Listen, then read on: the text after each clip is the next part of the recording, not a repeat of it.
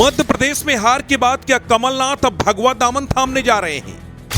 क्या कमलनाथ अब भाजपाई होने जा रहे हैं? क्या कमलनाथ अब रामदल में सवार होने जा रहे हैं?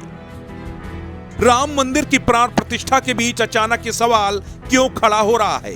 आपको इसकी पूरी खबर हम सिलसिलेवार तरीके से दिखाएंगे, पूरी हकीकत से रूबरू करवाएंगे। लेकिन उससे पहले आपको कुछ तस्वीरें दिखाते हैं। ये तस्वीरें हैं छिंदवाड़ा में पूर्व मुख्यमंत्री कमलनाथ और उनके बेटे नकुलनाथ की, जहां दोनों राम भक्त में लीन नजर आ रहे हैं। दरअसल छिंदवाड़ा में 4 करोड़ 31 लाख राम नाम लिखे पत्रकों को अयोध्या में भेजने की तैयारी की जा रही है। कमलनाथ और नकुलनाथ ठीक वैसे ही जुटे हैं जैसे पूरे देश के राम भक्त इस समय राम उत्सव मनाने में जुटे हैं। छिंदवाड़ा में मारुति नंदन सेवा समिति ने 21 दिनों का श्री राम महोत्सव का आयोजन किया है।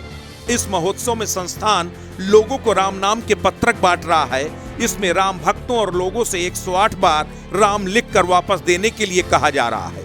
इन सभी राम नाम के पत्रकों को प्राण प्रतिष्ठा उत्सव के दौरान अयोध्या पहुंचाया जाएगा।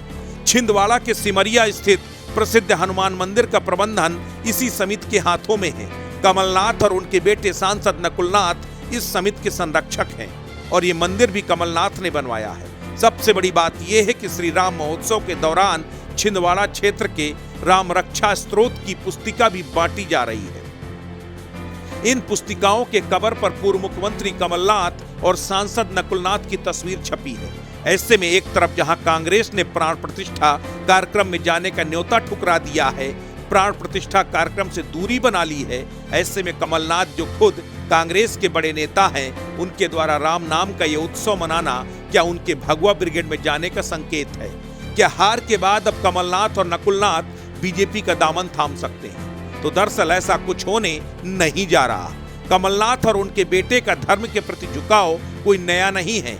विधानसभा चुनाव से पहले भी कमलनाथ और नकुलनाथ ने छिंदवाड़ा में 2 बड़े धार्मिक आयोजन करवाए थे।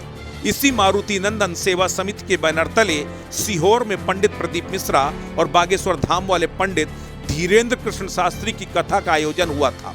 इस आयोजन में भी पंडित धीरेन्द्र कृष्ण शास्त्री की आरती उतारते कमलनाथ नजर आए थे।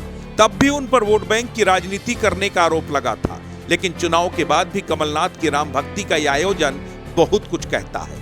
सियासी लिहाज से भी अगर देखा जाए तो कमलनाथ की सबसे बड़ी चुनौती छिंदवाड़ा में लोकसभा चुनाव में अपने गढ़ को बचाना है, क्योंकि भाजपा का लोकसभा चुनाव को लेकर छिंदवाड़ा में फोकस बढ़ गया है और भाजपा दावे कर रही है कि इस बार छिंदवाड़ा की सभी 29 सीटें जीतकर मध्य प्रदेश में बड़ा रिकॉर्ड बनाना है। जबकि हर किसी को मालूम है कि छिंदवाड़ा कांग्रेस का सबसे मजबूत गढ़ रहा है। 1951 के पहले आम चुनाव से लेकर 2019 के चुनाव तक यहाँ कांग्रेस की पकड़ हमेशा मजबूत रही। 1980 से लेकर 2019 तक इस सीट पर कमलनाथ परिवार का ही कब्जा रहा। सिर्फ 1997 के उपचुनाव में भाजपा ने एक बार ही इस सीट पर जीत हासिल की। सुंदरलाल पटवा ने उस समय कमलनाथ को मात दी थी, लेकिन उसके अगले चुनाव में कमलनाथ ने एक बार फिर उस सीट पर कब्जा कर लिया था। कमलनाथ के अलावा उनकी पत्नी अलकानाथ भी यहाँ से सांसद रह चुकी हैं और अब बेटा नकुलनाथ सांसद है। ऐसे में कमलनाथ हिंदुत्व की छवि के साथ 2024 में बीजेपी को चुनौती देने के लिए तैयारियों में जुटे हैं। राष्ट्र इंडिया के लिए ब्यूरो रिपोर्ट।